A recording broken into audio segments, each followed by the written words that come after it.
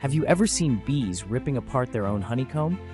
At Bee-Croft Honey in Sydney, this looks like a disaster, but it's actually a survival strategy. Right now, as autumn arrives, you might spot worker bees chewing through old, dark comb, carrying away wax flakes, and even tossing out debris. It's not a mistake. Here's what's really happening.